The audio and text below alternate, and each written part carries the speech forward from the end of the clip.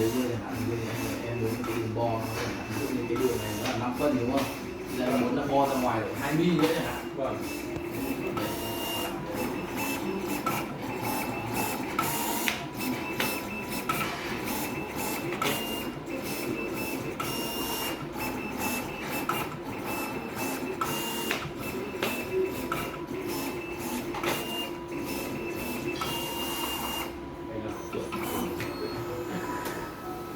Đây nha, thì em vào cái phần cài đặt này nhé.